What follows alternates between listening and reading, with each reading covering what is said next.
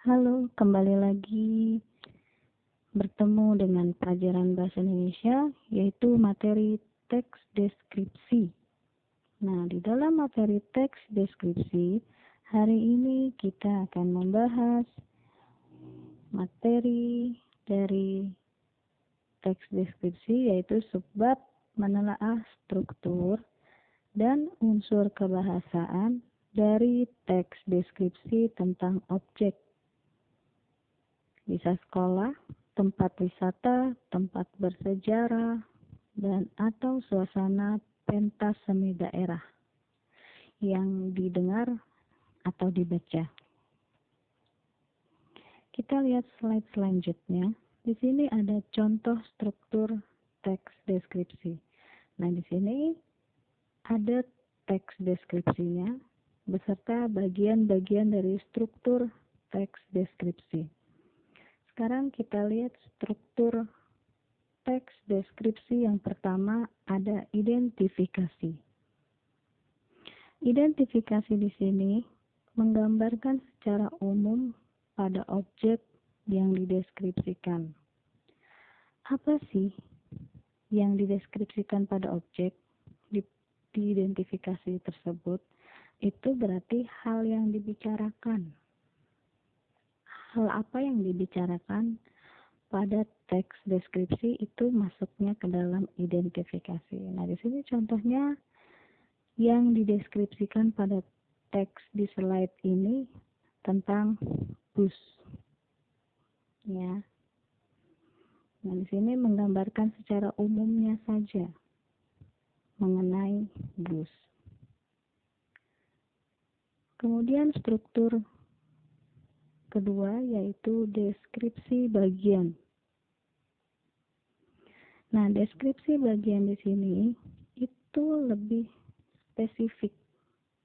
Ya. Spesifik di sini bisa menggambarkan sebuah ciri-cirinya. Ya, kemudian bisa menggambarkan secara rinci di dalam deskripsi bagian. Jadi penjelasan tentang objek yang dideskripsikan masuk ke dalam deskripsi bagian. Kemudian struktur yang ketiga yaitu simpulan atau bisa disebut dengan kesan. Nah, kesan atau simpulan di dalam teks deskripsi berarti sebagai kesan-kesan yang positif, ya, atau hal-hal positif yang bisa kita ambil di dalam objek yang kita deskripsikan. Setelah kita tahu tentang identifikasi atau gambaran umumnya, kemudian kita tahu perincian atau penjelasan di dalam deskripsi bagian. Nah, kesan kita setelah tahu tentang objek tersebut masuk ke dalam struktur simpulan.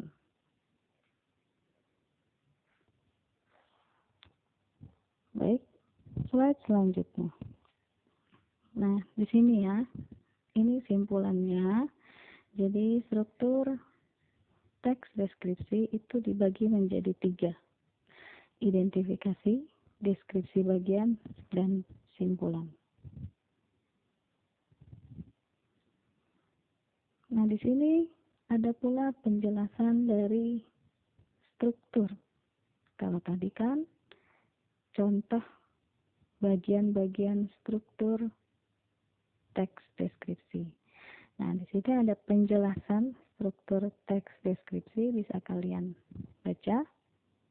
Identifikasi yaitu bagian yang mengenalkan objek, tempat, atau orang yang akan dideskripsikan. Berisi ciri umum seperti nama objek, lokasi, ukuran keseluruhan, dan sebagainya. Kemudian pengertian dari deskripsi bagian, yaitu bagian yang memuat gambaran rinci rinci dari objek yang digambarkan. Penggambaran ciri-ciri tersebut bisa sambil memecah bagian-bagian dari objek secara rinci. Selanjutnya, penutup atau kesan, yaitu berisi kesan umum yang didapatkan oleh penulis setelah melihat objek tersebut. Nah, di slide selanjutnya, ada menelaah penggunaan bahasa pada teks deskripsi. Setelah kita mempelajari struktur, kita lanjut ke penggunaan bahasa. Penggunaan bahasa pada teks deskripsi ini masuk ke dalam struktur juga, ya. Nah, lihat yang pertama, penggunaan bahasa pada teks deskripsi. Yang pertama, adanya kalimat perinci. Nah, di sini ada bentuk kalimat. Kemudian kita perjelas dari kalimat tersebut. Atau kita rincikan dengan kalimat tersebut. Contoh, ibuku yang sangat baik. Nah, kata baik di sini hanya berupa kalimat, tapi perincian atau penjelasannya harus dideskripsikan baik yang seperti apa. Nah, di slide ini ada contoh kalimat perinciannya. Dia berusaha menolong semua orang. Dia ramah dan tutur katanya lembut kepada siapa saja. Nah, ini adalah penjelasan dari kata baik. Ya, jadi kalimat perinci itu menjelaskan atau memerincikan pada sebuah kalimat. Oke, slide selanjutnya. Penggunaan bahasa yang kedua yaitu penggunaan kata dasar KPTS. Nah, kata dasar KPTS ini kata dasar yang diawali dengan huruf K atau P atau T atau S. Ya, kemudian diberikan awalan men, sehingga kata dasar yang dimulai pada bunyi KPTS akan luluh. Contoh penggunaan kata dasar P, pesona. Kata dasarnya pesona. Tapi diawali dengan awalan men, maka jadi memesona, bukan mempesona. Kenapa? Karena luluh. Huruf P luluh menjadi M, karena setelah awalan men. Ya. Selanjutnya. Slide selanjutnya, penggunaan sinonim dan kata depan. Nah, penggunaan sinonim di sini tentu kalian sudah tahu bahwa sinonim adalah persamaan kata. Ya, di sini ada contoh kata indah. Persamaan kata indah itu seperti apa? Ya, di sini kalian bisa lihat contohnya ada elok, permai, molek. Nah, selanjutnya penggunaan kata depan pada teks deskripsi. Penggunaan kata depan di sini ada 4. Pertama, penggunaan kata depan di, penggunaan kata depan dari, penggunaan kata depan pada, penggunaan kata depan ke. Ya, kata depan pada teks deskripsi ada di, dari, pada, dan ke. Jadi bisa dibuat kalimatnya menggunakan kata depan yang ada pada teks deskripsi. Selanjutnya penggunaan kata khusus. Nah, kata khusus ini berarti yang meluas. Ya, kata khusus di sini kata yang meluas. Ruang lingkupnya dan cakupan maknanya lebih sempit. Cakupan katanya yang sempit. Ya. Tapi lebih luas maknanya. Contoh penggunaan kata umum hewan peliharaan. Nah, kata khususnya diperjelas. Hewan peliharaan itu yang seperti apa sih? Ya kan? Ada kucing, ada anjing, ada kelinci, ada marmut, nah, dan sebagainya. Di sini hewan peliharaan berbeda dengan kata umum hewan. Hewan saja, contohnya.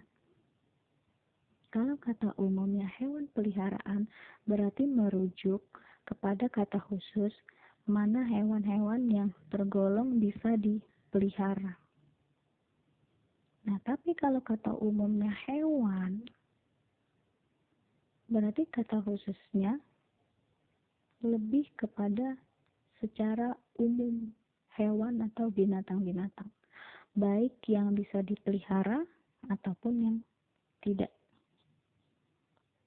Gitu.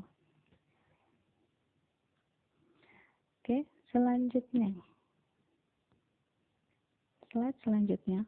Penggunaan kata depan di dan huruf kapital. Serta ada penggunaan kalimat bermajas. Nah, sekarang kita bahas penggunaan kata depan di dan huruf kapital. Nah, di sini ada sebuah contoh penggunaan kata depan di yang menunjuk kepada tempat dan menunjuk kepada arah. Contoh yang menunjuk kepada tempat. Di Lombok, di Toraja. Mana yang menunjukkan tempat? Lomboknya, Torajanya. Itu yang menunjukkan tempat. Kalau penggunaan kata depan di, yang namanya kata depan itu berarti dipisah. Kalau diikuti dengan penggunaan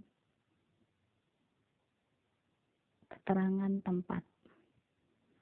Ya, kalau misalnya penggunaan kata depan di dengan diikuti kata kerja, berarti dinya digabung atau dirangkai. Ya, kalau kata depan di yang mengikuti tempat atau arah, berarti di-nya dipisah.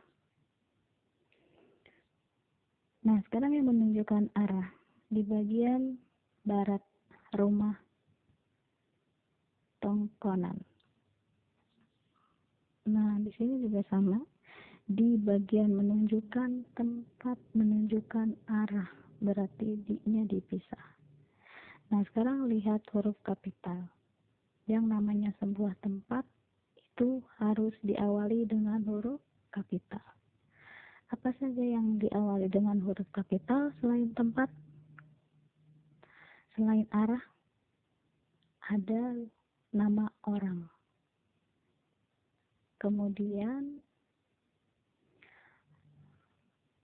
ada nama negara. Itu diawali dengan huruf kapital. Oke, lanjut. Mendaftar kalimat bermajas. Kalimat bermajas ini menggunakan bahasa perumpamaan. Perumpamaan di sini menggunakan majas personifikasi. Ya, majas personifikasi di sini menggunakan kata seperti memberi sifat manusia pada benda. Memberi sifat manusia pada benda. Padahal itu benda, tapi seperti sifat manusia. Contoh, angin laut mengelus wajah. Angin kok bisa mengelus wajah? Sedangkan wajah itu adalah mengelus wajah itu lebih kepada sifat manusia atau kelakuan manusia. Angin di sini adalah sebuah bendanya. Begitu ya. Itu menggunakan majas, yaitu suatu perbandingan.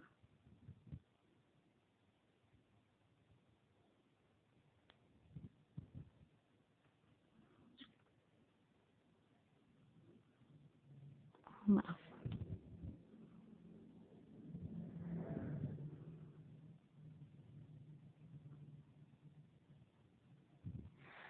Oke. Sekarang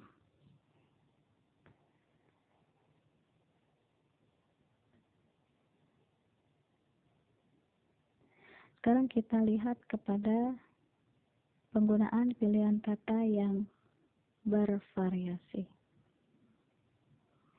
Nah, kalimat yang bervariasi ini gak terlalu diperjelas ya, karena lebih kepada sinonim atau persamaan kata. Oke, terakhir.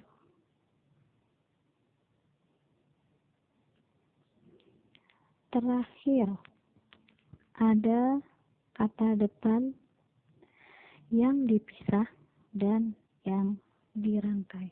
Seperti yang tadi sebelumnya sudah dijelaskan penggunaan kata depan.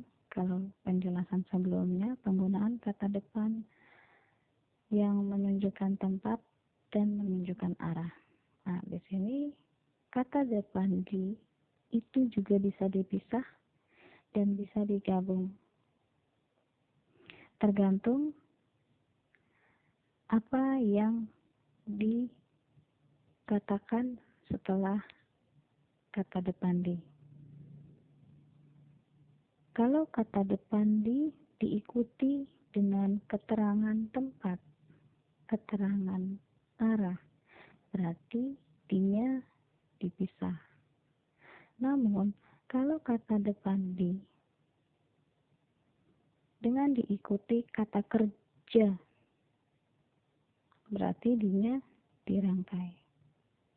Contoh, dicat, dibawa, dirangkul. Nah, penggunaan kata kerja yang menggunakan kata depan di harus digabung. Begitu.